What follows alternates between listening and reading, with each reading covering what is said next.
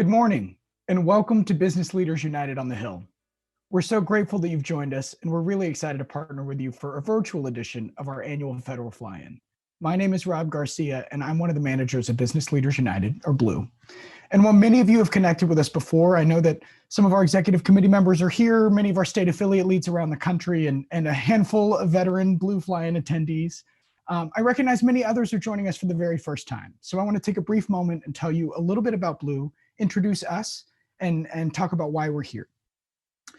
Business Leaders United for Workforce Partnerships is a national network of business leaders across sectors and throughout the country who are concerned about our nation's skills gap, who are working with local partners to hire and train community residents for skilled jobs, and who want our country's policymakers to follow suit and invest aggressively and effectively in the skills of America's workers.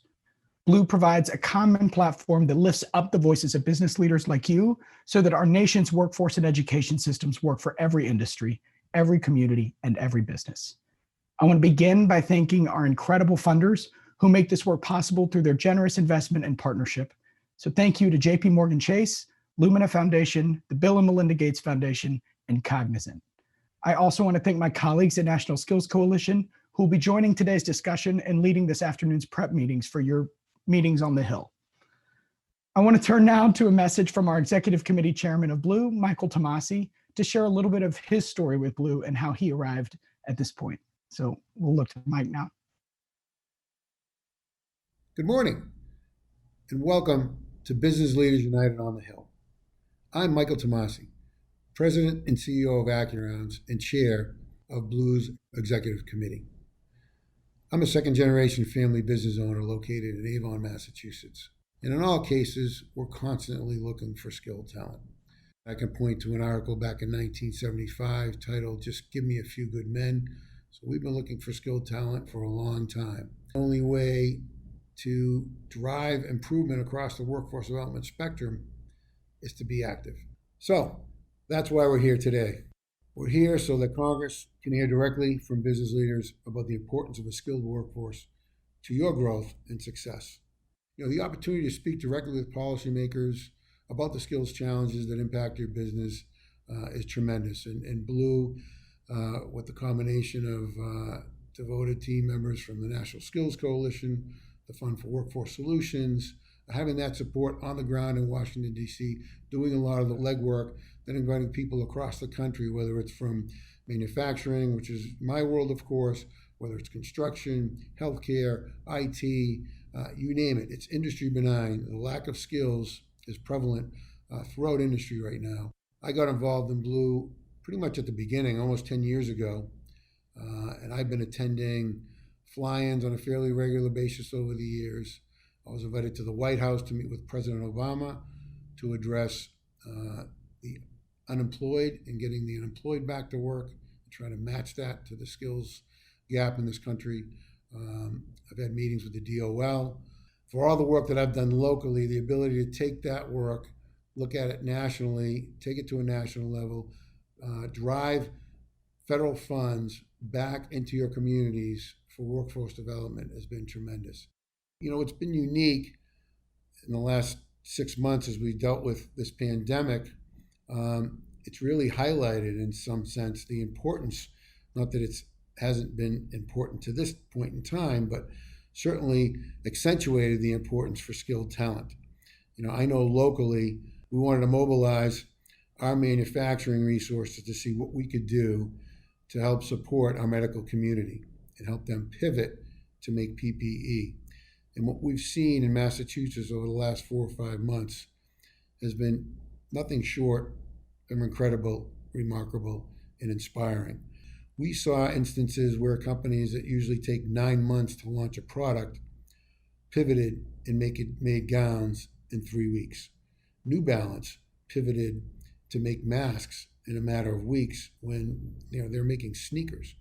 We had a 6th-generation sewing company in Fall River, Massachusetts, that never made gowns, but as of today, they are now the #1 producing medical gown manufacturer in the country. And they are getting orders from the federal government as well as hospitals across the country. But in order to do that, they needed to develop skills. So not only the support from a research standpoint, but the skills development training their team members need to pivot and learn new processes, procedures. That's why we're here, because we know that America's workforce, America's people, are the backbone of our economy, and the future of both depend on the investments that we make today. Tomorrow, as you meet with your representatives in Washington, tell them that an inclusive economic recovery begins by equipping all workers with the skills they need to succeed. I sincerely hope wherever you are across the country, you're healthy and safe and will remain so as we work through these challenging times. I thank you for joining Blue on the Hill in our first ever virtual fly-in and wish you success the rest of today and tomorrow as you hit the hill. Thank you. Thank you so much, Mike. You know, I really love that story of the sewing machine manufacturer who has become a national leader in a product they had never produced before in a matter of weeks. Mike played a leadership role on the Massachusetts Manufacturing Emergency Response Team, which really helped to unleash the creativity and innovation of American industry to be a part of the solution to this pandemic. And as he mentioned, Mike has been a leader in Blue from the very start, and his leadership, along with the rest of our executive committee, has been about that same goal, bringing the innovation that can only come from business to our nation's workforce system. So that's why we're here, as leaders of local business communities across the country, calling for a stronger, more equitable, and more demand-driven workforce system that meets the needs of businesses and workers. We have a packed and exciting agenda for the next 2 hours. We're going to hear from some members of Congress. We're going to hear from business leaders around the country. We're going to hear from some really, really valuable staff members on the Hill. And we'll walk through our legislative blueprint for economic recovery and how those proposals help businesses like you to find, train, and retain the skilled workers you need to compete. We'll also spend some time with each of you in smaller groups this afternoon at 2 p.m. Eastern to help answer some of those questions and create space for folks in each state to collaborate and prepare for your virtual Hill meetings tomorrow. And I'd be remiss if I didn't mention right here at the top that for most, if not all of you, this is your first virtual fly-in experience. Of course, this is our first virtual fly-in experience as well. So we'll appreciate a little bit of patience and a little bit of grace with us as we figure this out together. And as I say this, we're going to try one of the trendy tricks that we put together for this event. So you'll see a polling question drop in on the left side of your screen. So if you're in full screen, you may want to navigate back to the platform and you'll see a polling tab on the left side. That poll will help us get a sense of who's joining us today. So if you see it, pop in a note there of which industry sector best represents your business or organization. Obviously, we didn't capture every industry, but we hope to catch a broad picture of who's joined us. And as I give you time to answer that polling question, I'll note a couple other things about the platform that will help you throughout the day. You can feel free to ask questions all throughout the program through the icon on the bottom left of your screen. We will do our best. Members of our staff are kind of monitoring that Q&A, and we'll do our best this session to kind of answer those questions in either this overview over the next couple of hours or in your state meetings later on this afternoon. You can also see the resources tab for several documents that will be helpful today, especially as we walk through the policy content. You'll really want to be able to look at our legislative blueprint for economic recovery through some of that conversation, and you can find that on the resources tab. If you're interested in chatting with one another during the program, you can go to that chat function also on the left-hand side of your screen. You can type in the name of anyone you want to chat with, but we've also set up a chat with others from your state, so you can begin to talk with those who are joining from your community in your state. As we mentioned, the poll questions you'll see in that polling tab on the left-hand side as well. And you can also take a note and write a note to yourself throughout the session to prepare either for your meetings tomorrow or really some of the questions you'd like to ask later this afternoon. Finally, I'd be remiss if I didn't mention there's another way to engage with us today, and that is through social media. So we encourage you to tweet or post. And you can use the hashtag Blue on the Hill and tell your network and your community about the advocacy that you're taking part in this week. So let's take a quick look at that poll and get a sense of who's joined us today. So we can see we've got a pretty broad range of sectors and have really captured a great cross-cut of industry. And I think that helps demonstrate really the broad message that skills is an issue that affects every sector, and that all of us have a stake in this discussion. I also want to point out a couple notes here. There's a great presence of our chamber community with us. I come from the chamber community myself, but that's also through our great partnership with the Association of Chamber of Commerce Executives, ACCE, who's been a really strong partner of Blue for these few years. Additionally, you'll see some maintenance and reliability folks who have been brought to us through our partnership with the Society of Maintenance and Reliability Professionals, another great Blue partner who's really helped put this flying together and joined us in advocacy through the years. So I hope that helps demonstrate to all of us that this is an issue that affects every sector and that all of us have a voice and all of us have a role in advancing workforce policy that better meets industry need. So as we go into the rest of today's discussion, I want to start by setting the stage a little bit. I want to begin with what are the opportunities and the discussions on the Hill that will both help us navigate our agenda, but help us identify the best places for businesses to push and to nudge our members of Congress to pay more attention to this issue and the real opportunities to prioritize skills in the coming months. So I'm going to turn it now to my colleague and National Skills Coalition's Director of Government Affairs, Katie Spiker, who's going to lead us through that discussion. Thank you, Rob. And thank you everyone who is joining us today. So first, again, just being grateful that everybody is here today and emphasizing what we heard, which was this is an exciting and important time for everyone participating today to be talking to your members of Congress as conversations turn to a next recovery package, as members engage in a final legislating before turning to their last campaign pushes before November, and as we lay an important foundation for the new Congress next year, one with significant opportunities to modernize workforce and education policy through federal programs. First, the crisis. Over the past 7 months, Congress has passed a series of recovery packages intending to address current challenges and help put us on a path to recovery. Congressional leadership and the administration are in on-again, off-again negotiations over what a next stimulus bill will include, although at the moment the two sides are really far apart. Skills are a bipartisan issue. Recent polling commissioned by National Skills Coalition shows that 82% of respondents want investments in skills to be part of both our immediate response to the crisis and our long-term plan for recovery. The good news is that both Democrats and Republicans have bills that would support skills in a next recovery package. The bad news is that these proposals are way too small, underfunded compared to the needs of both businesses and workers, and have failed to garner the kind of attention from leadership necessary to ensure that they're included in any next compromise bill. That makes it even more important that staff hear tomorrow from businesses that skills are a critical component of any package responding to COVID-19. Next, members right now are really focusing on two things: what they can accomplish before the November election and the November elections. The bipartisan nature of skills means that urging your members to lead on or co-sponsor the policies you'll be talking about tomorrow from the legislative blueprint, offer them a win to bring back to their district, and another opportunity to point to their effectiveness in office. And finally, conversations now help establish priorities for members when they return next year. Since it's an election year, next year is considered a new Congress, the 117th.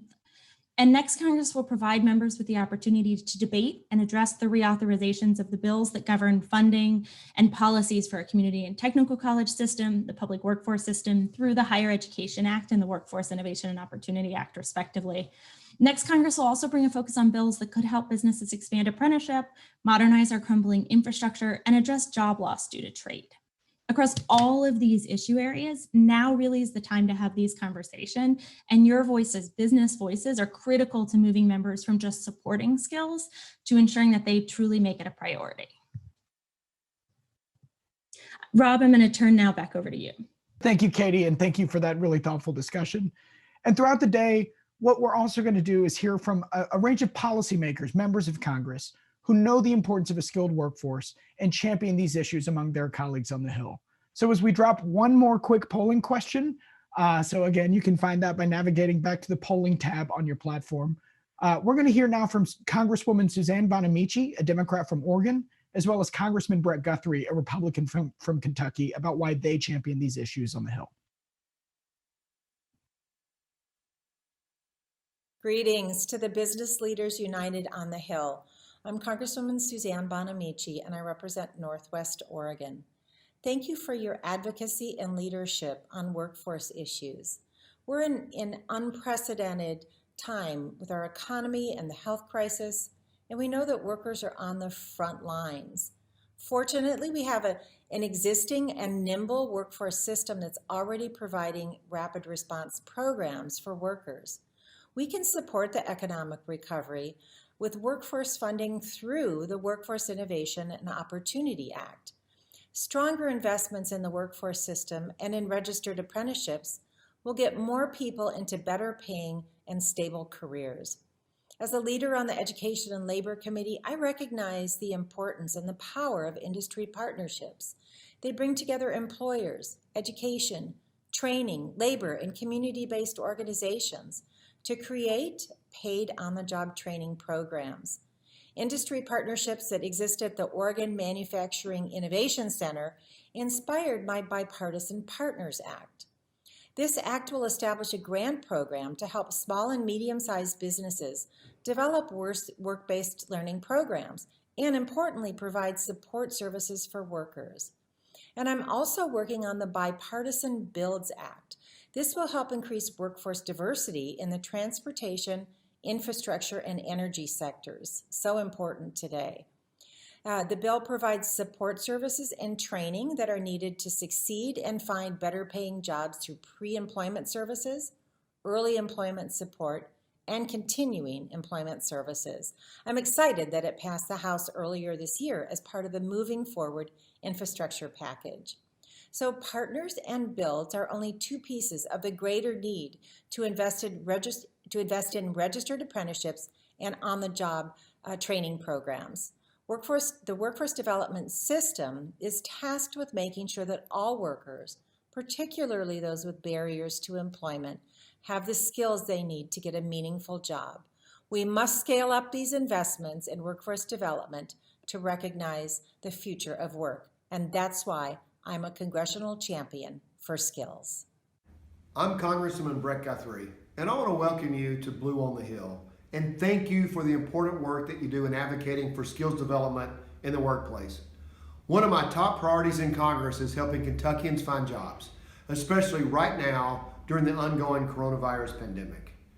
I'm proud to serve on the House Education and Labor Committee and the committee's Higher Education and Workforce Investment Subcommittee. I am also co-chair of the Bipartisan Congressional Apprenticeship Caucus, where we are continually seeking innovative solutions to propel our workforce into the 21st century. I often hear from employers in my district that they need workers with various in-demand skills, whether it be in a traditional or non-traditional workplace. As technology constantly changes, skills training is a great way for employees to advance their career. I will continue to work with my colleagues in Congress to advance policies that grow our country's businesses, workers, and economy. I'm proud to be a congressional champion for skills. I want to thank you again for what you do on behalf of America's workers. Thank you so much to both Congresswoman Bonamici and Congressman Guthrie for sharing those remarks with us. And as I mentioned, we'll continue to hear more from policymakers throughout the afternoon who lead on this issue in Congress.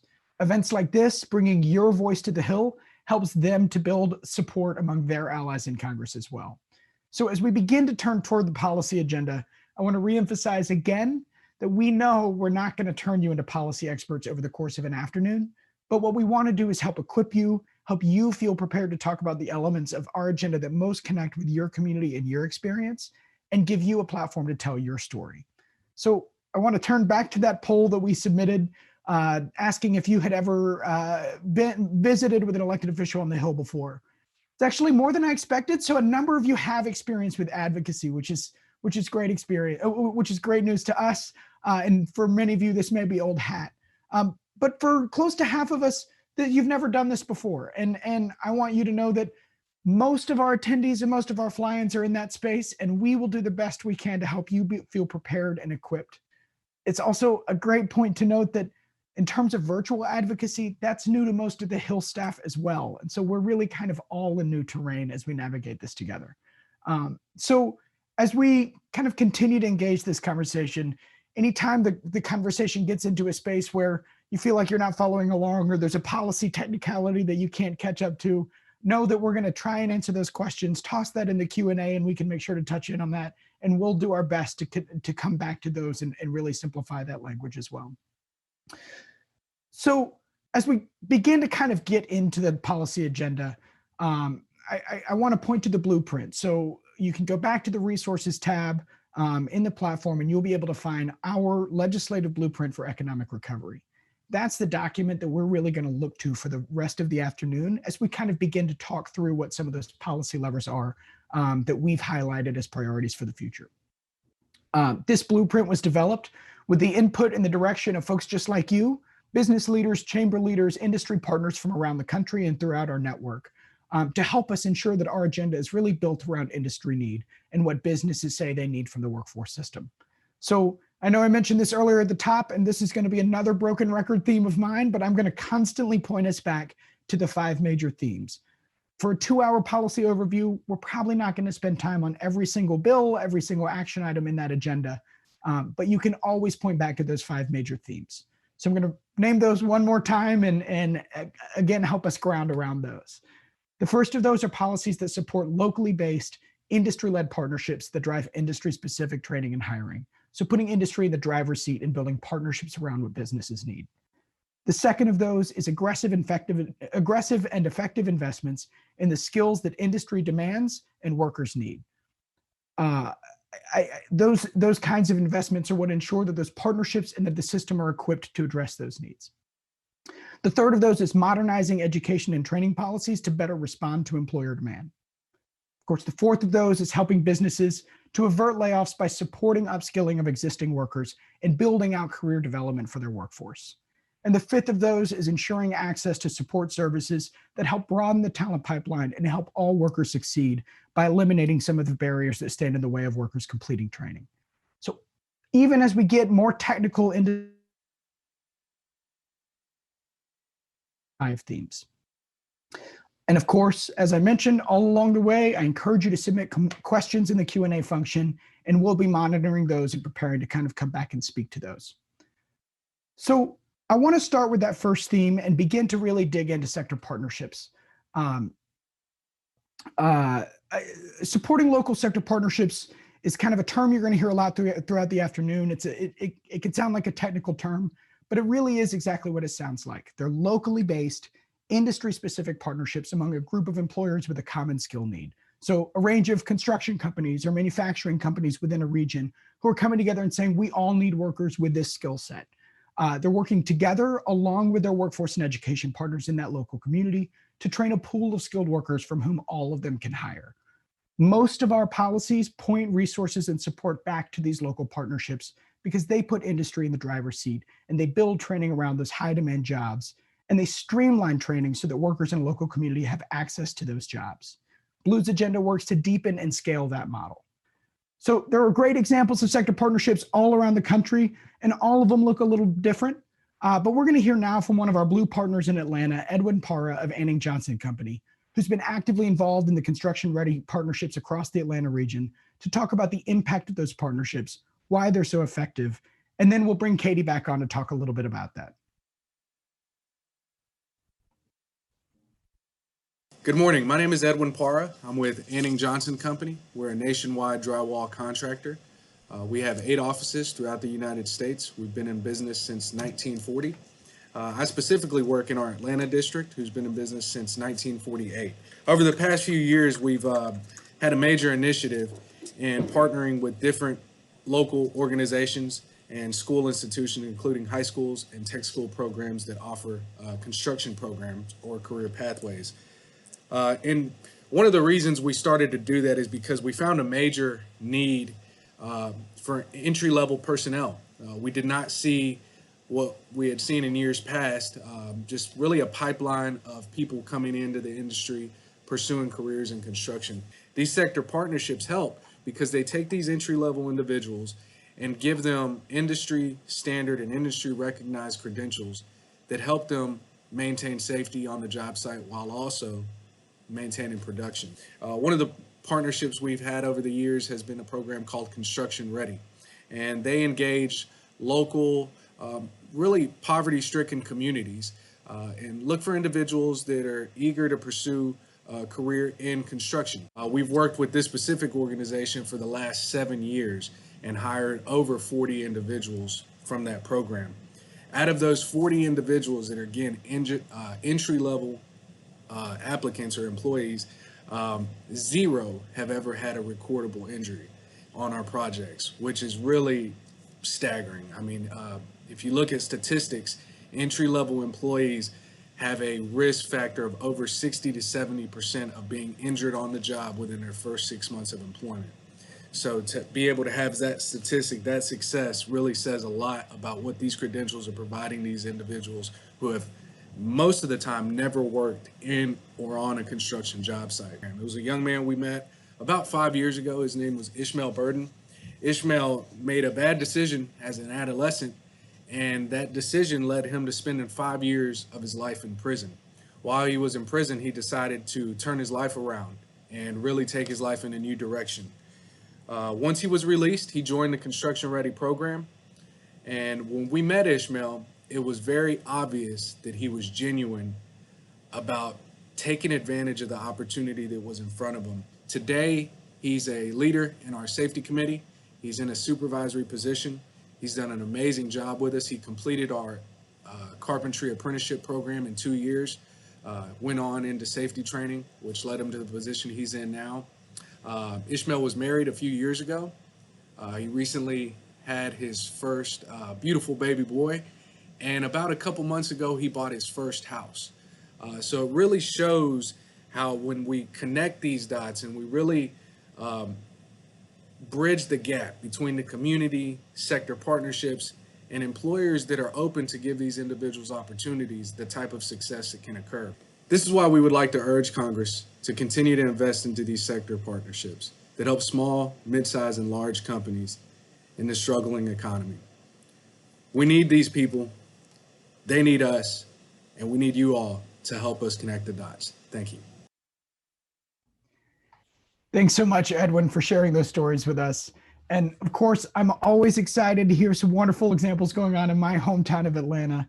But I do want to lift up one piece that Edwin reminded us of, and we'll hear throughout the day too, that successful policy around workforce is not only good for helping businesses find, train, and retain the skilled workers they need, but it has real impact on the actual lives and the communities that they're benefiting. And so thank you, Edwin, for bringing those thoughts and for centering us on that as well.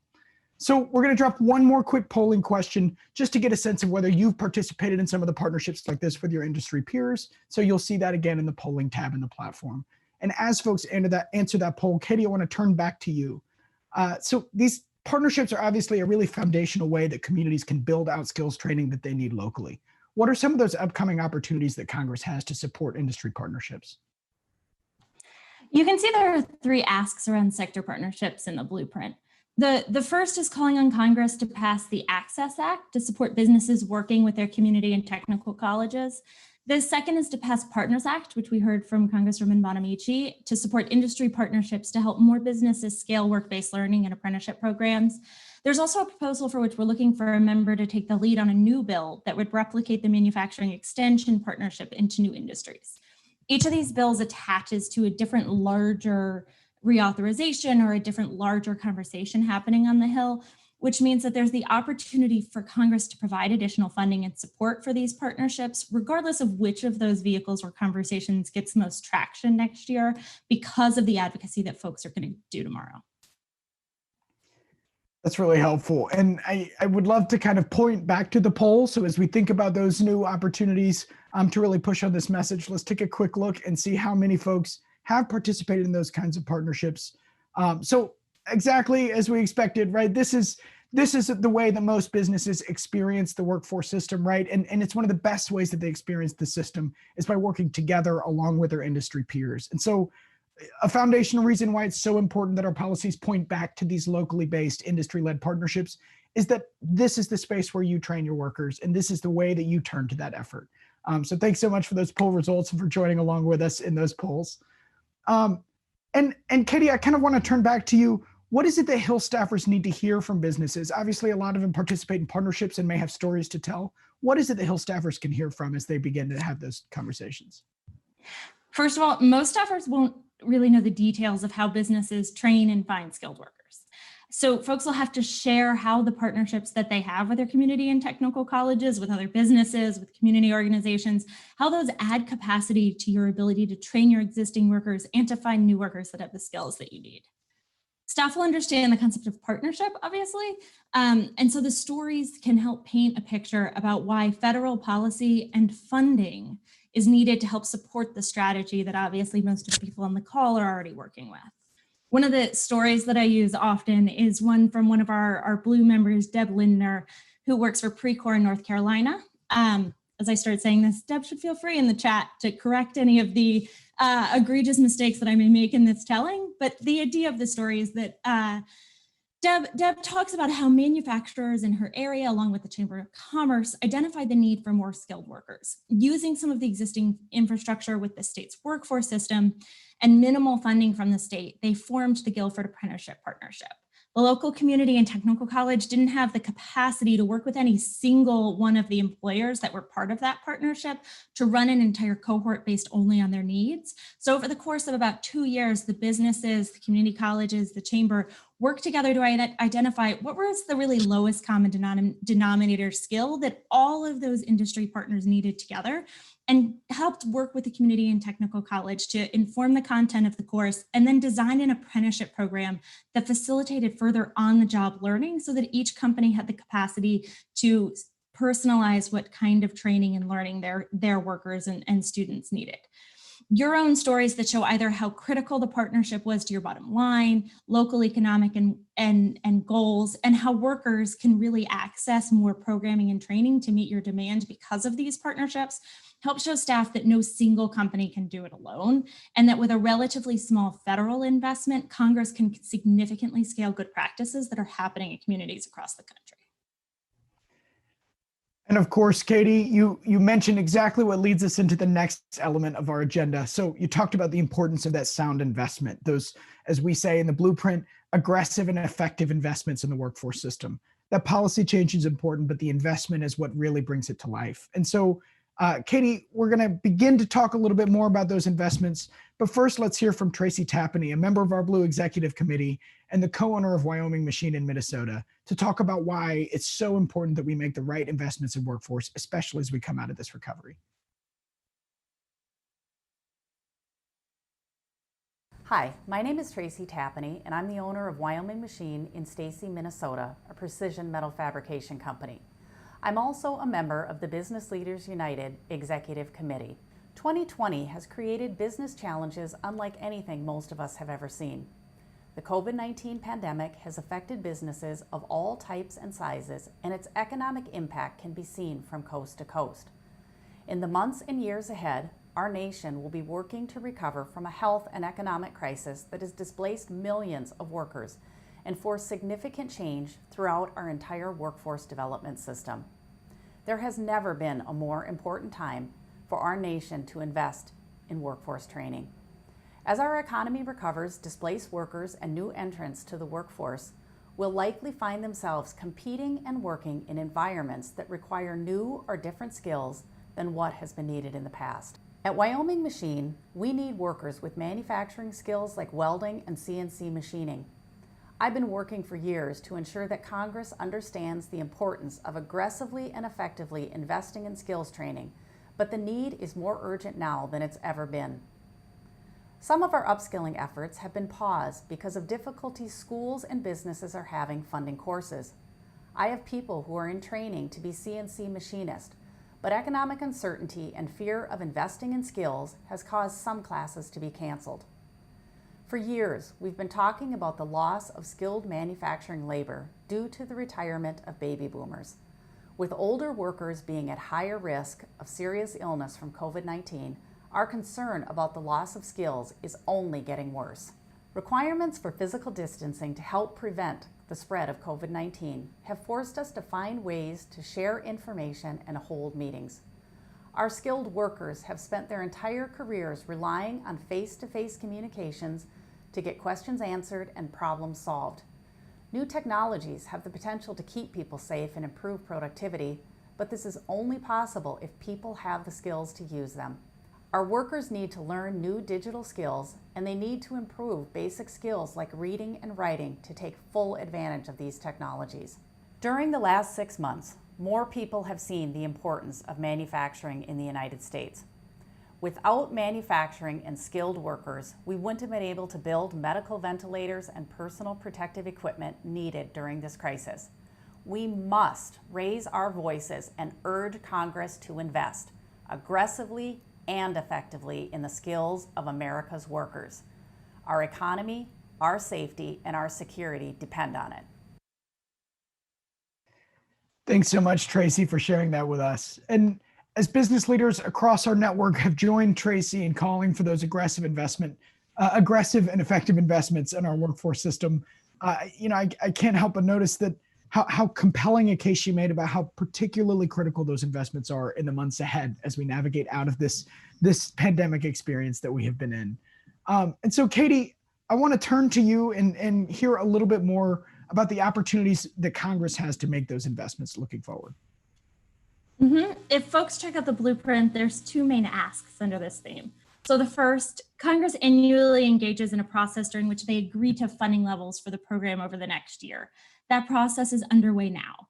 It's really timely for businesses to remind staffers tomorrow that Blue and that your businesses need Congress to invest in skills under the legislation that supports our community and technical college and adult education systems and in the public workforce system. In the blueprint, the specific ask is to increase funding for the workforce and education programs to at least the levels we saw in 2001, the highest in recent decades.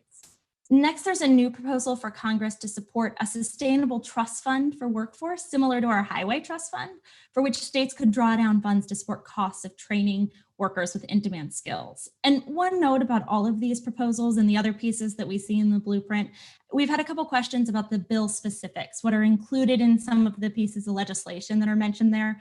And I'll note two things. One, this is a great opportunity to hold on to those questions until the prep sessions this afternoon, as we'll have policy experts and network folks from Business Leaders United who can help walk through some of the talking point documents in the resource tab so that you feel empowered and equipped to talk about those things tomorrow.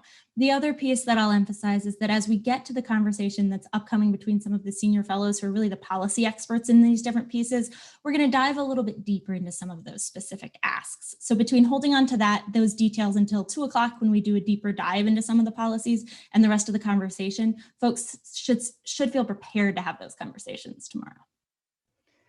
And of course, I can't help but notice that you mentioned a few moments ago that 2001 was the highest level of workforce funding that we have seen in recent decades, almost 20 years ago, right? And so as the need for businesses has steadily increased, and chambers who are joining us today know that this has become an emergent challenge for their business communities, especially in the last few years, that federal investment has fallen off to not match. And so I really appreciate just that timeline example that helps us kind of settle in on that. So following back up to that point, Katie, what is it that staffers need to hear from businesses on these funding asks that helps push that conversation forward? I almost didn't say this one piece because I'm pretty sure my NSC and Blue colleagues are sick of hearing me say it. But the first part is that data makes you credible, but the stories are what makes you memorable to staffers. So the funding conversation is the epitome of the place where Business Leaders United members and your voices is so critical, and where the stories about what this funding means to your business is really the thing that's going to stick with staffers. I usually start when I have these conversations with the context, going back to your point, Rob. The US invests about 40% less in workforce programs than 2 decades ago, and less than every other industrialized country in the world except for Mexico. We'd need to invest $80 billion, billion with a B, annually just to reach the median level of our peer countries. But again, what the staff really needs to hear from businesses is about what more funding would mean to you and your company.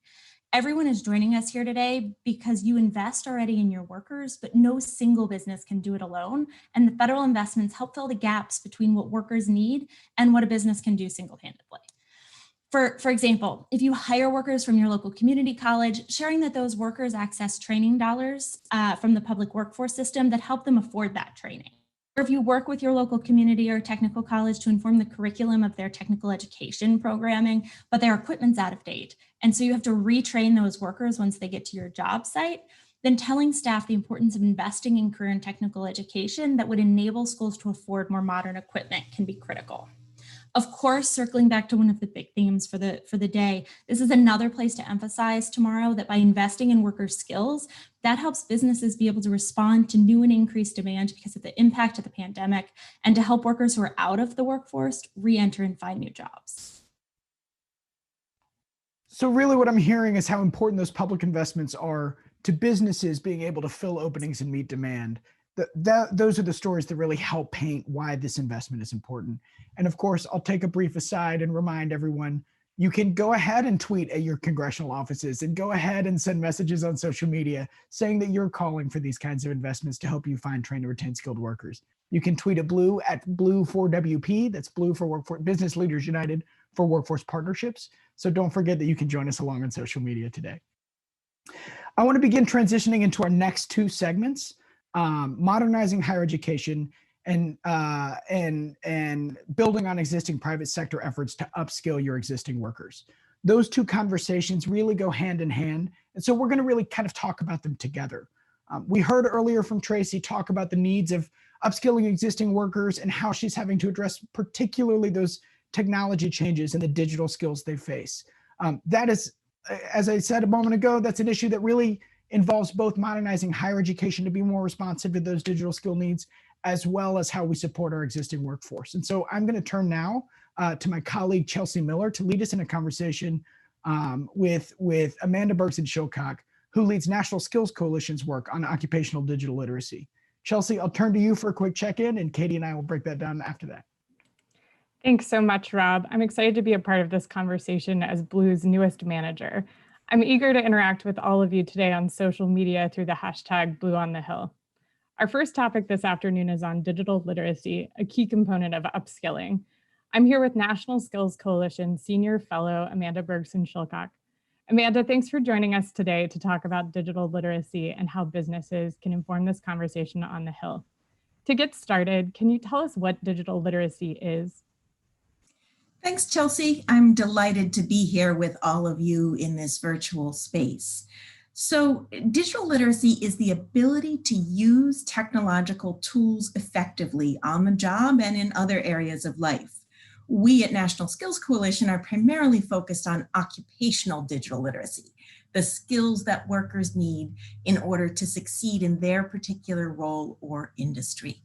So the COVID pandemic has really put a spotlight on how important digital skills are in almost every job. For example, many workers are now having to complete online safety training, use mobile apps to communicate with customers, or participate in video conferencing like we're doing today. We find overall in our research that about 1/3 of American workers, however, have few or no digital skills. And if you're the kind of person who wants to kind of dig into those numbers and see where they came from, I have good news. We have a resources tab on your event platform today where you can access a set of slides that have some really easy to follow charts about American workers' digital skills that sort of delve deeper into that research that National Skills Coalition completed this spring. But we know that the bottom line is that workers' digital skill gaps have heavy costs, not only for themselves, but for their employers. People spend a lot of time covering for and covering up and compensating for digital skill gaps, and that time costs them and their employers money. So we know in particular that a common challenge for many workers and businesses is something called fragmented knowledge. You might not have heard the term before, but I'm pretty sure you know the concept. The idea of fragmented knowledge is when you know how to do something like send an email or a text, or even make a TikTok video, but you don't necessarily have the technical skills to do something else, like perhaps create a spreadsheet. And the importance of skills training is really to help people build bridges from the skills they have to the skills they need. So how do different industries experience digital skills needs? I'm glad you asked that, Chelsea. Everyone joining today remembers that poll from the beginning that Rob walked us through, showing the diversity of industries that are represented at today's Blue Fly-In. And we know, as Blue leaders know very well, what's true in every area, not just in digital skills, which is that business leaders know best what skills their employees need. And we definitely see differences across different industries. Some folks may be thinking of digital skills as I'm talking about them now as having to do with smartphones or desktop computers, and that is certainly true. But we also see that digital skills show up in other ways. In precision agriculture, a greenhouse worker might need to be able to work with certain electronic sensors. In aircraft manufacturing, a worker might need to use augmented reality to view a schematic as they're assembling parts. And if you don't think you know what augmented reality is, I assure you that if you've ever played Pokemon Go or used a Snapchat filter, you have. It's when your smartphone is using its camera to look at something in real life, but it has a little animation or additional sort of drawing layered on top of the real life photo that you're seeing on your smartphone. So now you know what augmented reality is. We also see digital literacy show up in other realms, other industries. For example, for a cosmetics company, a worker might need to know how to use a digital marketing tool for beauty influencers. If you want to dig deeper on the differences across industries in terms of digital skill needs, we also have on the resources tab of your event platform today, some 2-page industry fact sheets about digital literacy skills. So you're welcome to dig into those, but there's no obligation if that feels like more detail than you really want to get into. Amanda, that was a great walkthrough of how issues vary by sector, but what about businesses of different sizes? Yeah, that's such an important point. So we know that small and mid-sized employers rely on partnerships with education and workforce providers to provide digital skills training. Because just as with other kinds of skills training, big companies might be able to afford to do a big in-house training initiative. But for small and mid-sized employers, those partnerships are really crucial, whether that's with a community-based organization, a community or technical college, or another industry and sector partnership. Great. So since we have such a diverse group of small and medium-sized business owners across different segments, what can the business leaders who are joining us today do to help inform the conversation around digital literacy? Yeah, so if you have a specific example of how your company needs workers with digital skills, please share it in your Hill meetings. It's really valuable for congressional staff to get specific and practical stories about how this issue affects your business in particular. So in particular, you can also ask Congress to take the step that's outlined in your blueprint, your policy blueprint that you received as part of your package of materials. And that is funding a new title in the Workforce Innovation and Opportunity Act that would invest in occupational digital literacy. Now, just a reminder, title is Washington speak for chapter in a piece of legislation. It doesn't roll right off the tongue naturally. You don't have to worry about the verbiage.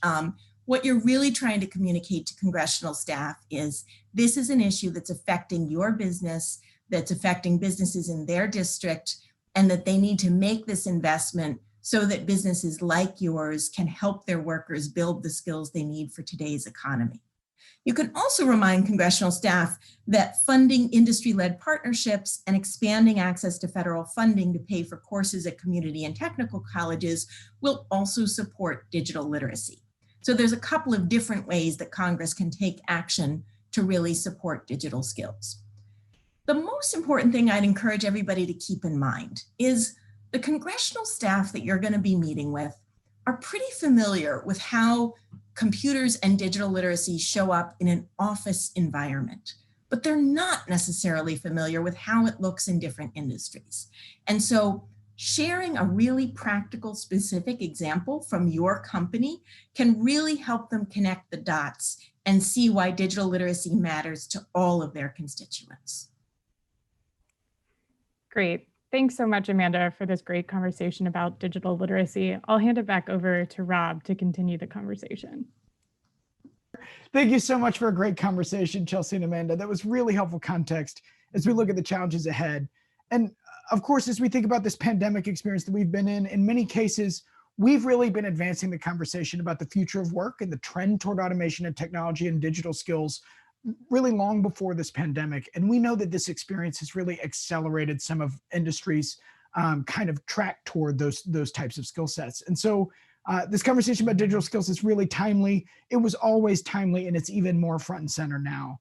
And of course, that conversation is relevant for both how we modernize higher education and training for students who are looking to get jobs, as well as how we address the existing skills of our incumbent workers and how we upskill them for a more robust career pathway. And so, as we said, those two issues kind of go hand in hand, and we're going to continue to talk about them together. Amanda also pointed out that digital skills the businesses need look different sector by sector. They look different between major employers and small and mid-sized businesses. And that's really true across the whole range of workforce challenges we face. So I want to talk a little bit about workforce data. And this can get a little bit wonky, but of course we know that everything is data driven. Everything helps. What data helps us do is to really measure the workforce need of each industry, to measure the outcomes and to measure the success of this work. And so I want to take a moment.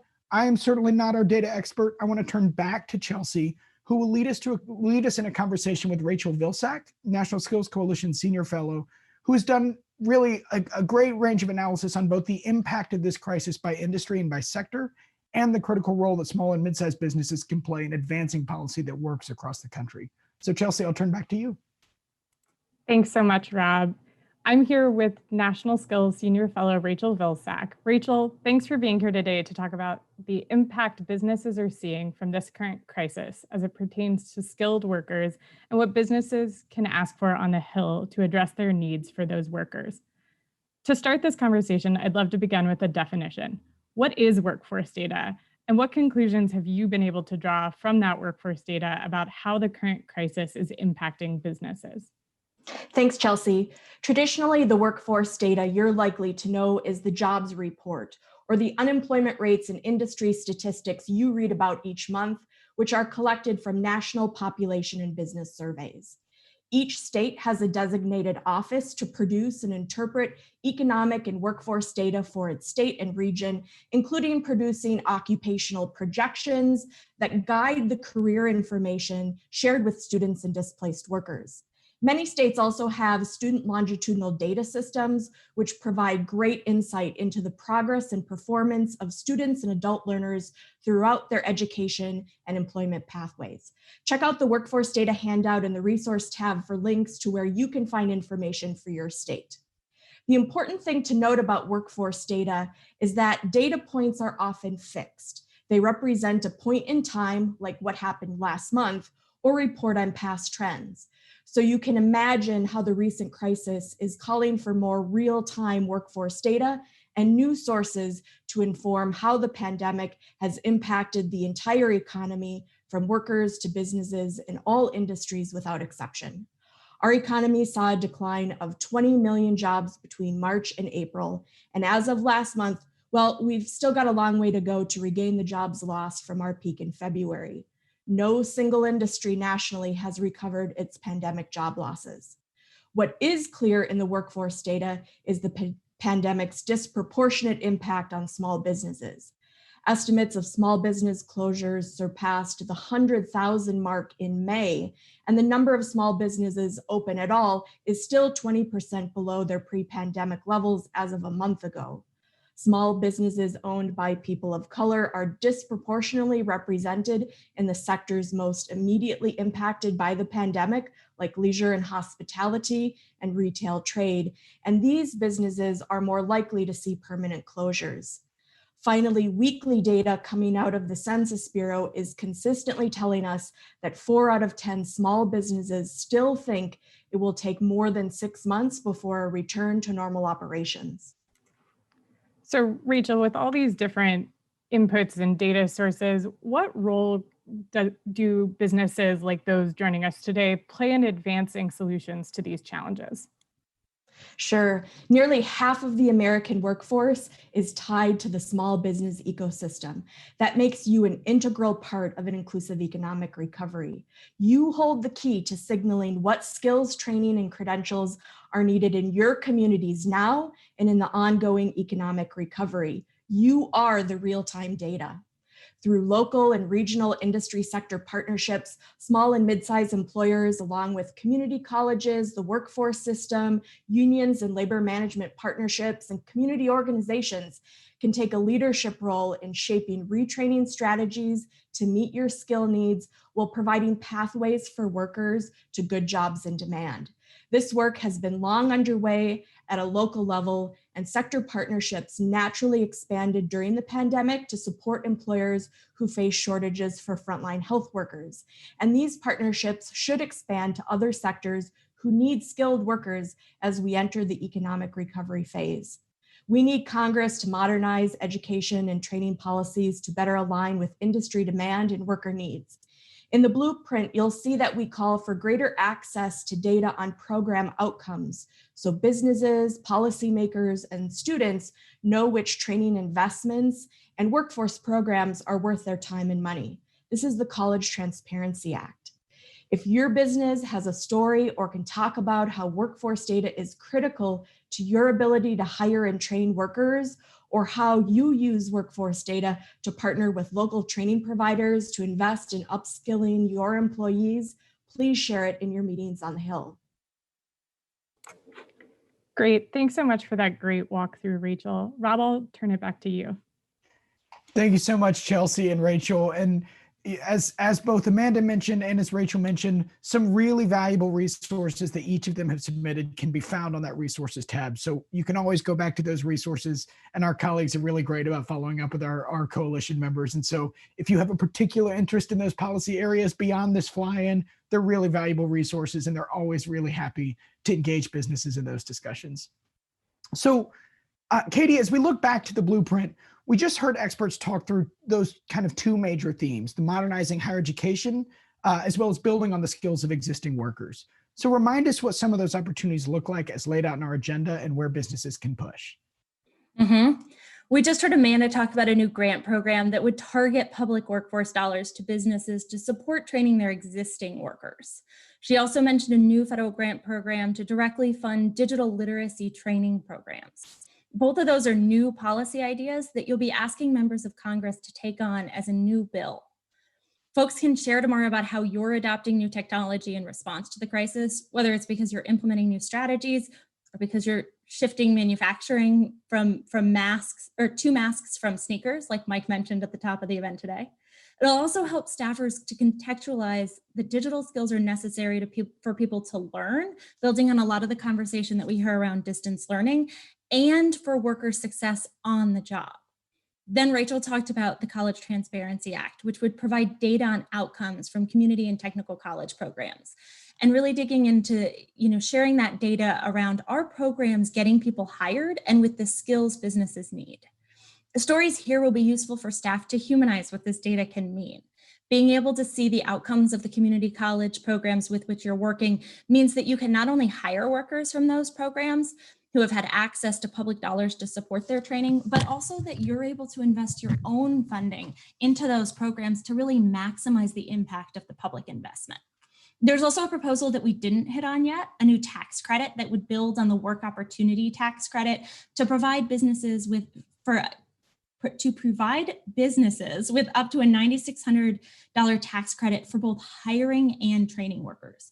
Right now, the work opportunity tax credit, many of the businesses on the call today may access it, provides usually around a $4,000 tax credit to businesses who hire folks from certain targeted classes under the law.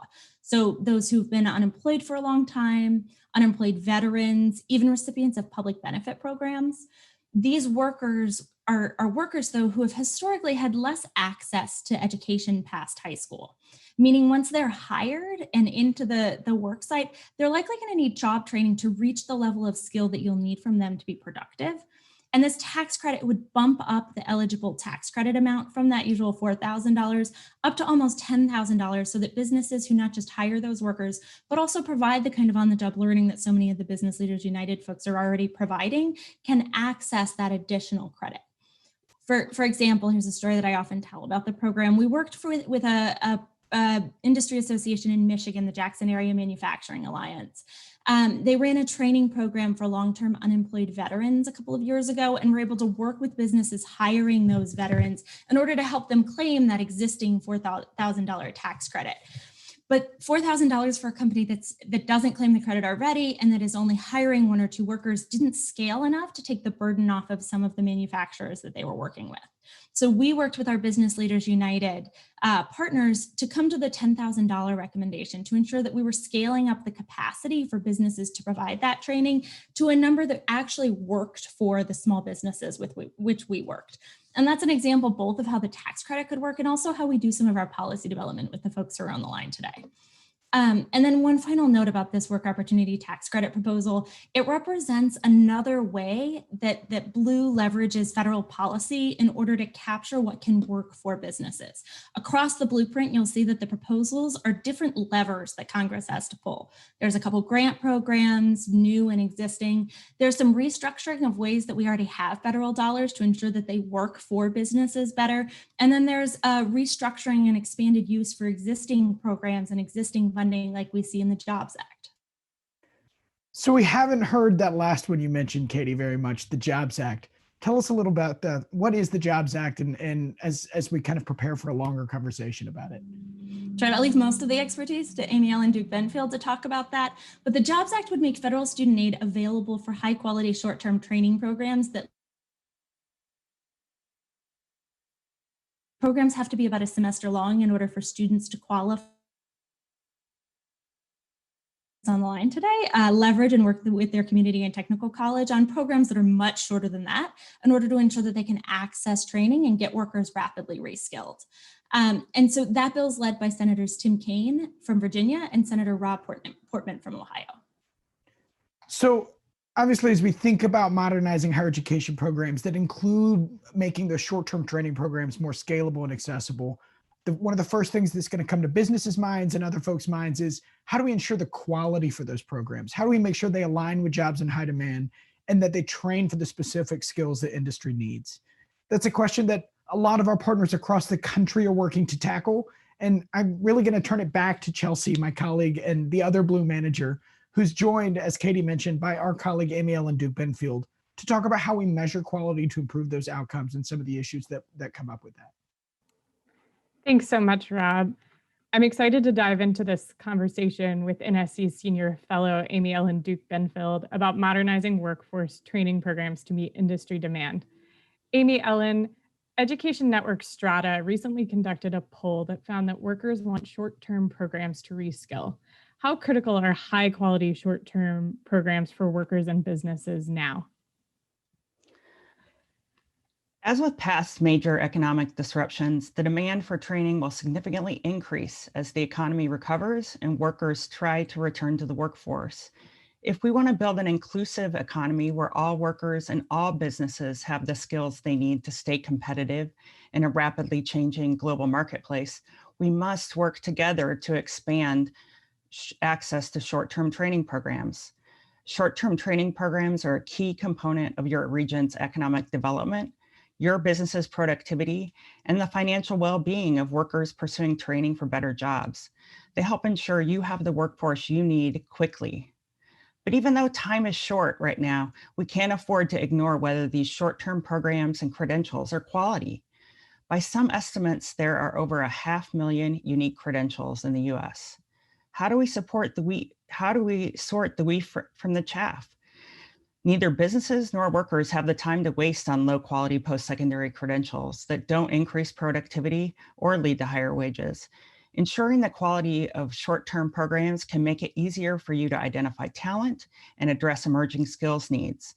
It can reduce the costs of hiring by clarifying which applicants have the necessary skills to be successful from day one. So can you tell us a little bit about the work you're doing with states to define high quality credentials in this context? Sure, Chelsea, I'm happy to talk about that. Last year, NSC worked with 12 states to develop a consensus definition and quality criteria for states to use when assessing the quality of non-degree credentials, which includes short-term programs that we're talking about here today. The goal is for states to adopt these criteria when making budget and policy decisions, in addition to playing a role in state post-secondary attainment goals, which could incent more states to pay attention to meeting your needs as an employer. The states agreed on 4 criteria for non-degree credentials to be considered quality. The first one is there must be evidence of substantial job opportunities. The second is there must be transparent evidence of the competencies mastered by credential holders. Businesses can play a key role in the development of what quality means that way by identifying needed competencies and skills. The third criteria is around evidence of employment and earnings outcomes of individuals after obtaining the credential. And a fourth criteria Ideally, that credential would stack to additional education and training. So if the employee wants to get some training, come back and work for you, and then stack on some additional training and continue to move up the career ladder, they can do so. This year, NSC is working with states to adopt the quality criteria for non-degree credentials as part of our Quality Post-Secondary Credentials State Policy Academy. We're working with government agency leaders and staff in Alabama, Colorado, Louisiana, New Jersey, Oregon, and Virginia. These teams are looking at the range of credentials in each state, defining which are quality, and then developing policies to increase the number of residents with those credentials. These policies include things like financial aid for short-term programs, addressing students' non-tuition needs, and supporting the development of industry partnerships, to name a few. We're doing this work because we know you want to see more nimble, short-term credentials that are responsive to your needs as business owners who are seeking skilled workers. Thanks, Amy Ellen. So what can the business leaders who are joining us today from all across the country do to advance the conversation about high quality short-term credentials? Well, getting back to what I was just talking about, one area where states are ahead of the federal conversation is in quality and short-term credentials. You can be part of the discussion to help them catch up. While a few states have put their own revenue toward financial aid programs for short-term post-secondary programs, the feds are still arguing over whether the largest pot of funding for post-secondary education, the Higher Education Act's Pell Grants, which are targeted toward low-income students, should cover short-term programs, as Katie mentioned. I urge you tomorrow to tell your own stories about how you rely on short-term programs to train new workers, but that you can't always handle the financial costs of those trainings, despite the investments you're already making in your workers. As we recover from this recession, Congress needs to provide financial aid for high-quality short-term programs in the form of short-term Pell, which is exactly what the Bipartisan Jobs Act does. Some of your Blue colleagues have successfully made this argument to their state legislators and governors. For instance, the Nashville Area Chamber of Commerce heard its members' calls for a more skilled workforce and generated the idea to prepare more Nashville area adults to earn credentials by providing free community college tuition for certificates and associate degrees, along with intensive outreach, enrollment assistance, and advising. The state liked the Chamber's idea so much that they created a state program called Tennessee Reconnect. It's a statewide initiative to help more adults earn technical certificates and associate degrees tuition-free. You have the opportunity tomorrow to make such an impact at the federal level when you're on the Hill. Awesome. Thanks so much, Amy Ellen, for clearly explaining what high quality short-term credentials mean for this group. I'm going to turn it back over to you now, Rob. Thanks, Chelsea. Thanks so much, Chelsea. And thank you, Amy Ellen. I'm really struck by how the conversation about short-term training and making that valuable for business has been one that I've been having with businesses around the country for a long time. And I know that we've been having long before this pandemic, but like all the rest of these policies, it's even more critical that we have responsive and adaptive workforce training that's available to businesses and available to workers in the months ahead. And as Katie mentioned, and as Amy Ellen mentioned, Senator Rob Portman, a Republican from Ohio, leads the Bipartisan Jobs Act to support expanding Pell Grants to high quality short-term training programs, along with Senator Tim Kaine, another great example of bipartisanship in the Senate to advance that issue. So we're going to hear now from Senator Portman about this bill and about his broader focus on workforce issues before Katie and I come back and talk a little bit more.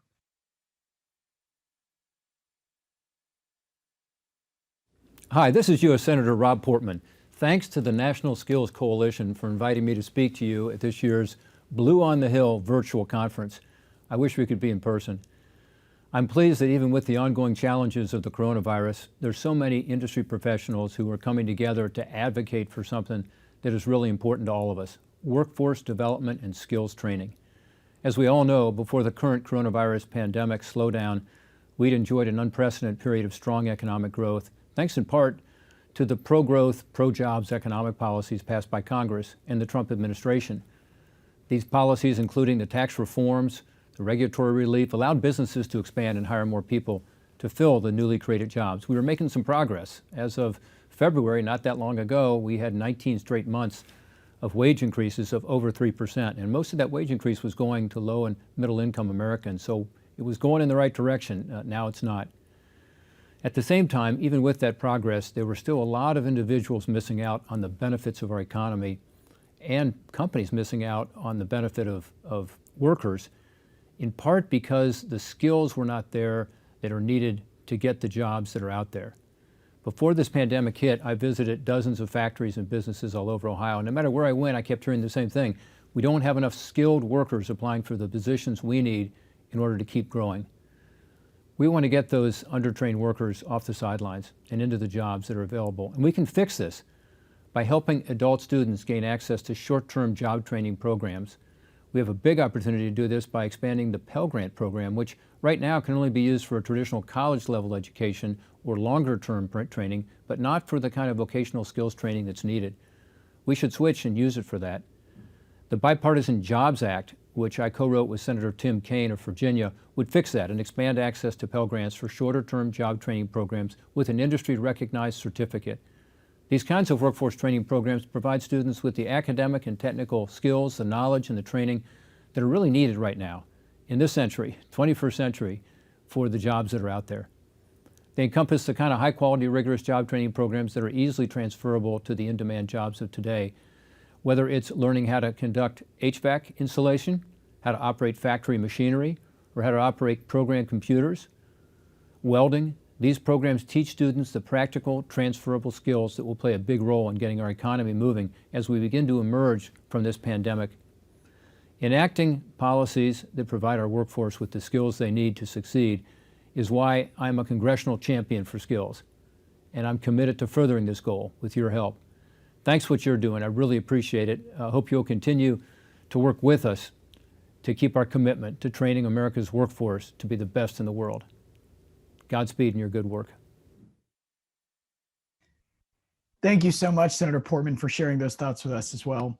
And I'm struck, as I think about last year's Business Leaders United on the Hill, we had the chance to hear from both Senator Portman and Senator Kaine side by side and kind of in front of our group. And it was a great chance to hear two members of Congress, two members of the Senate from different parties, really congratulating each other, encouraging each other, complimenting one another on their efforts to continue to expand that discussion of the Jobs Act on the Hill. Certainly something unique in times like these, and I'm struck of that's another example of how skills is really a common sense, a bipartisan issue, a place where we can find agreement and work together. So Katie, I'm going to turn back to you. Senator Portman is also the lead on the BUILDS Act, which is a bill that expands access to training and support for infrastructure. And the BUILDS Act I mentioned that support services element of infrastructure. That piece of the BUILDS Act really takes us into that final theme of our blueprint. So we're going to talk about kind of two things really quickly at once. We're going to talk a little bit about infrastructure and then get into that fifth theme about the support services that help workers succeed and complete the training that they need for good jobs. So before we talk about those support services, Katie, are we even going to see an infrastructure package? What should we expect from that? The easiest and most realistic path actually to an infrastructure package is through a series of smaller bills. The bill that governs our surface transportation, highway construction, that bill expires at the end of the month, and Congress has to address that. Congress has included provisions of broadband policies in earlier stimulus bills and proposals. There's several clean energy proposals that would probably be on the docket for next Congress. Really, this means that the advocacy that we're doing tomorrow is even more important because more offices are touching an infrastructure package, and the opportunity is there in repeated ways over the next Congress. It means that staff needs to repeatedly hear that any infrastructure, whether it's broadband, surface transportation, energy, water resources, all of those bills need to have a workforce component because all of those sectors and industries need skilled workers in order to fill the new positions that an investment could create. Of course, this need is even more acute in the current crisis. Workers losing their jobs in hospitality and retail need significant training in order to fill jobs in new industries like those under an infrastructure package. And one thing, you've pointed out such an important point about the bipartisan nature of the Jobs Act and of the BUILDS Act, and of most of the bills in the legislative agenda. I just got an email from a staffer in Senator Feinstein's office that a resolution passed that they worked on with Senator Enzi, Senator Baldwin, and Senator Young, so two Republicans and two Democratic senators, designating September Workforce Development Month. So this month, they've recognized the importance of career and technical education workforce programs, higher education programs, and the role that skills play in helping to address our current challenges. So you see this call for investment and priority of workforce from a set of 4 senators who are really leading on these issues from both sides of the aisle. Of course, circling back now to the policy agenda and the call for supports that ensure workers can succeed in training, these investments need to be for both training and the kind of things that help workers succeed in that training and persist once they're on the job, like childcare and transportation. So, as you mentioned earlier, the conversation about support services and addressing those barriers is especially important when we think about a crisis that has displaced tens of millions of workers and who may need additional supports to be able to complete the training to look at new sectors. So, Katie, as we look at the blueprint, as we think about some of those support service needs, what can Congress hear from business leaders about those support services that help them understand the need as businesses see it? I'll say it maybe the final time for today, what a critical voice business is in this conversation, and in particular on the importance for support services. It's something we hear, and Rob, obviously you and I have talked about so often from our business leaders during the policy development stage. Many workers struggle to complete training without supports like career counseling, childcare, transportation, but for our business leaders, providing this kind of training is often outside their expertise or capacity. The blueprint includes 2 actions Congress can take on expanding access to support services. First is the Gateways to Career Act as part of the Higher Education Act, and the second is the BUILDS Act, which we just talked about. Staffers will really benefit from hearing from our business leaders about how funding to align childcare, transportation, these other services can help this worker retention piece. Yes, obviously when they're in training, but also once you hire someone. For example, there's a construction and manufacturing training program down in Mississippi that we do a lot of work with that used some Department of Labor funds to provide participants with 12 months of childcare. So that was both during their 12-week training program and then for the first 9 months that they were on the job. A lot of the training participants went on to be welders at Ingalls Shipbuilding in Biloxi. And even a large firm like Ingalls didn't have the capacity, the expertise, or the ability to help that many of their workers access childcare, especially during second or third shift hours when they couldn't access a normal or average childcare center. So for workers who may be coming off a time of economic insecurity, like Rob, you mentioned, so many of the workers who have been unemployed during the crisis are, providing that kind of support can ensure that once someone starts a job, they're able to stay in the job, and the investments that businesses are making in their training are able to pay off, and the workers can keep that good job and businesses retain their worker. Another story is from one of our Business Leaders United Executive Committee members, founding members, that involved funding from a Department of Labor grant as well. The grant allowed workers to access training for childcare dollars when they were in their training program, but didn't translate that same support once they were on the job. So our executive committee member talked about the frustration that she had now that the workers really had 2 jobs as part of an apprenticeship program she was running, the education component of an apprenticeship program and the on-the-job learning at her company. And that's when they had even less support for that access to childcare. And a lot of times this kind of holes in policy making aren't from an intent from a Hill staffer. It's just that they don't have the real world experience to understand where those supports, where the funding, where the flexibilities need to exist so that they work for businesses and workers. And so that's where having that conversation tomorrow and really just sharing your experience can help those policymakers and those staffers craft effective legislation. And stories like that, the role of federal support to complement the investment businesses are already making, are so helpful to staffers. And we're going to hear another really great story. And one of the reasons why we keep pulling out these videos of some of the business leaders in our network who talk about these stories on the ground is that hopefully they help give you a sense of how to tell that story, how to provide examples in a way that really lifts up what these policies do. And so talking about those support services and how it helps businesses not only meet their workforce needs, but also address those community needs and that access to skilled work and access to good jobs. We're going to hear from Gerard Camacho, who's the AVP of Workforce Development at Atrium Health based out of Charlotte, North Carolina. He's going to talk a little bit about why support services are critical to broadening their local talent pipelines and meeting those community needs. Hello, everyone. My name is Gerard Camacho, and I'm the AVP of Workforce Development for Atrium Health. Atrium Health is a hospital system in Charlotte, North Carolina. We have about 42 different hospitals across 3 different states, and we have about 70,000 teammates. One of the things, I used to be in Texas and now I moved to Charlotte, to the Charlotte region in 2019. And the reason why is because the executive team got together and they decided that they need to create a workforce development strategy and a career development center for Atrium Health. We are growing as a market sector, but our labor pool is diminishing. And at the same time, we have individuals in our community that would love to have access to those job opportunities, but they may not have the chance to do so because of income barriers or because social determinant of health barriers. And that is the access to education, the access to resources to provide them in terms of wraparound services. As we're creating these talent pipelines for the system, we need to address individuals' needs for transportation whenever they're in sectors where they may not have access to public transportation, right? We may need to have food pantry services because they may be in a food desert, or they may be needing to have childcare services because they don't have access to childcare services in their community.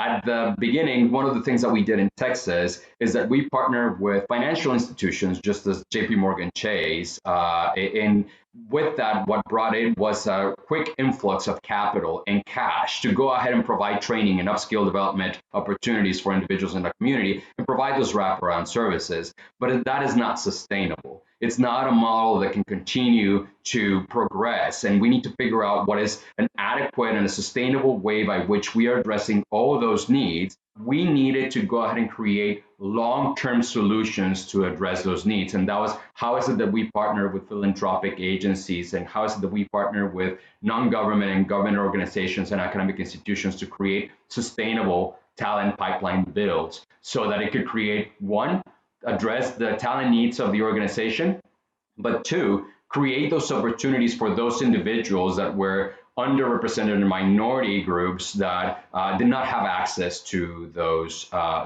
opportunities. We need to make sure that we're addressing the members, the community members' needs as an individual, of how is it that we can go ahead and eliminate those barriers of access to training, to education, to transportation, to food security. That is why we're urging Congress to invest in supportive services that ensure an equitable and inclusive economic recovery so that businesses can find, train, and retain the skilled workforce that we need to compete. Thank you so much, everyone. And thank you, Gerard, for sharing those really great and thoughtful remarks as well, and a great example of how we brought learnings from one hospital system in one part of the country to the next and really began to engage those conversations that really support not only his healthcare system's need, but also those of the community. And so another really great bit of feedback from one of our members. And I really appreciate you for sharing that with us, Gerard. So we're going to do a little bit of recap. We're going to talk a little bit about kind of the range of things we've discussed today, but really what we're excited for is the prep sessions later this afternoon. Katie, I'm going to turn to you. I know that we've seen a few questions and we've got a moment to answer some of them now. And so I know that we're both kind of navigating the questions. I'm going to toss to you for the first one. What was the question you had begun to answer?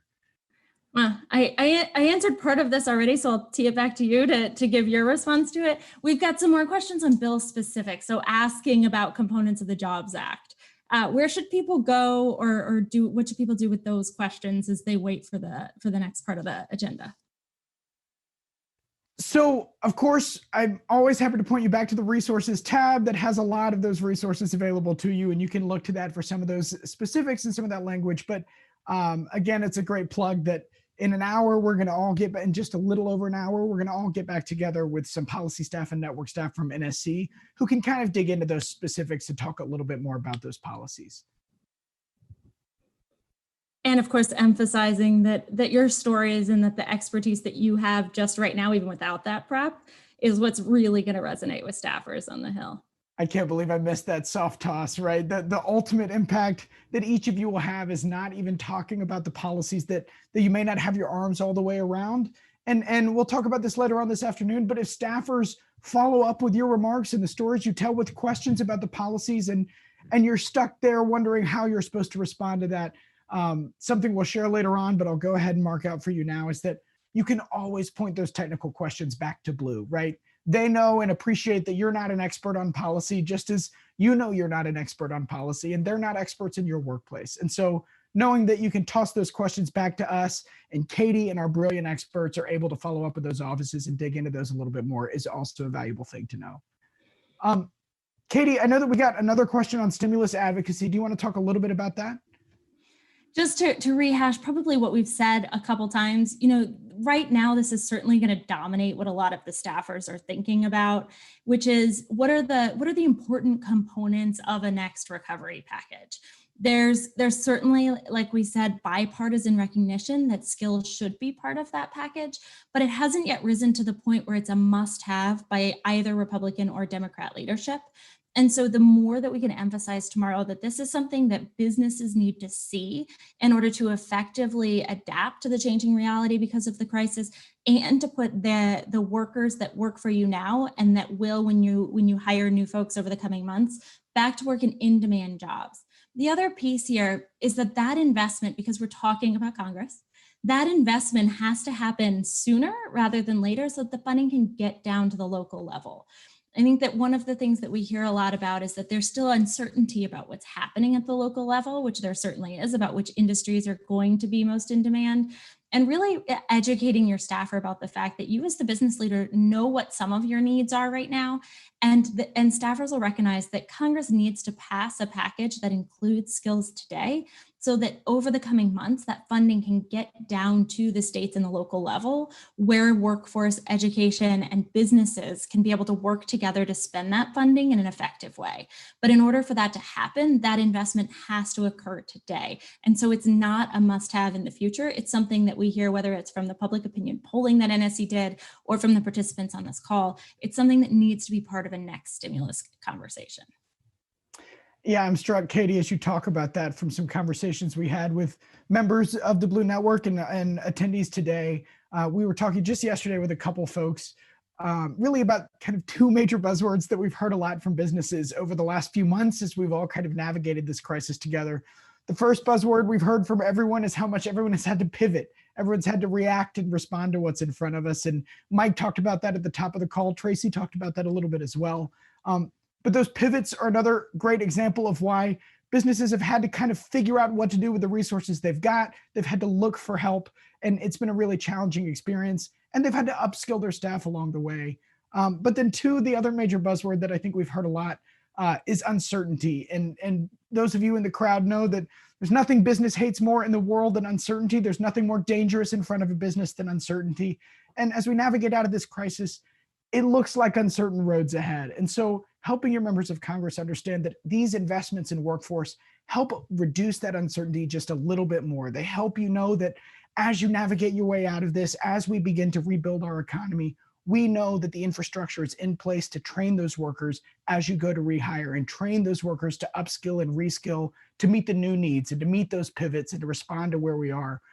That's part of that message. And so that stimulus funding that you talk about, many of you in our network have seen a ton of our outreach over the last few months about nudging your members of Congress about the stimulus investments. But they really are coming from that place of how do we address that uncertainty? How do we help businesses pivot?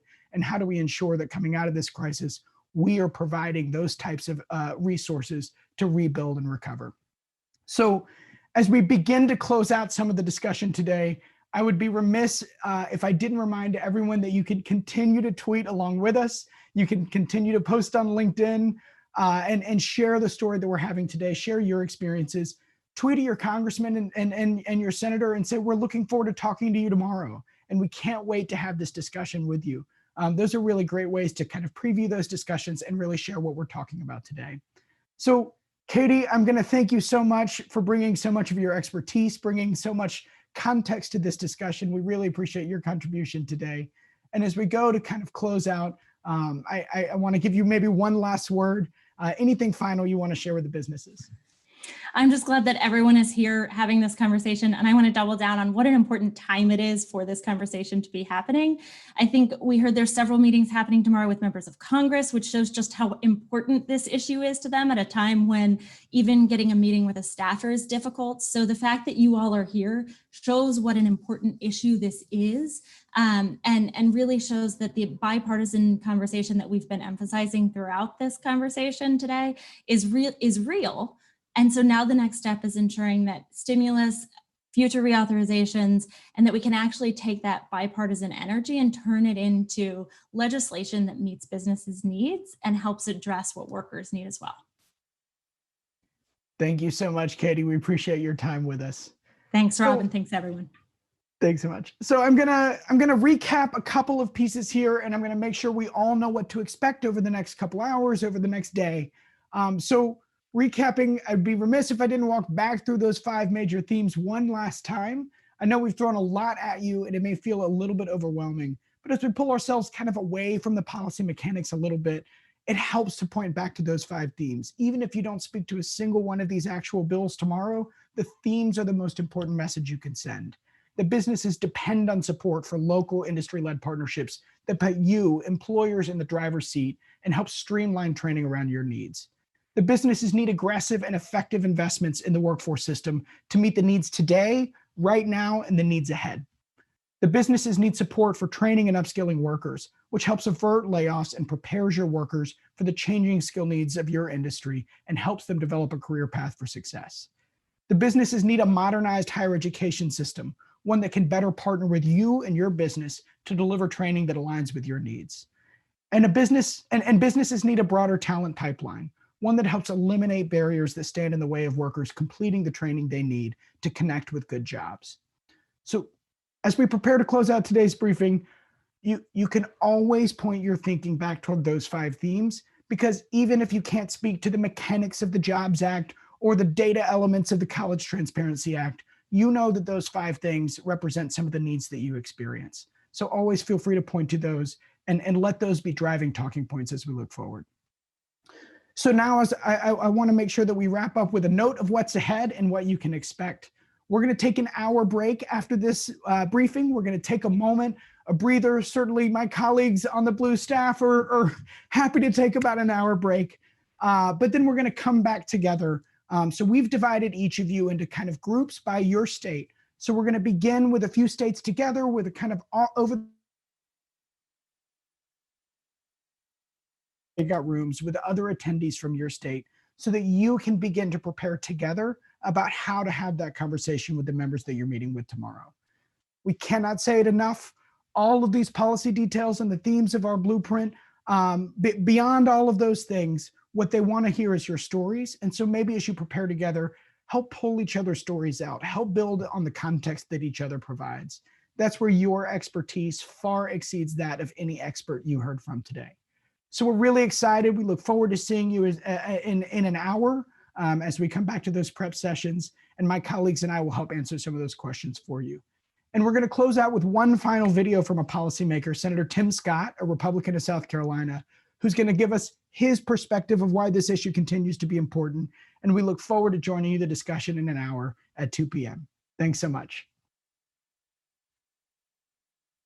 Welcome to Blue on the Hill. This is Senator Tim Scott. Workforce development is key to restoring our economy. It is so important for training of new technology for our workforce. Let me say it this way.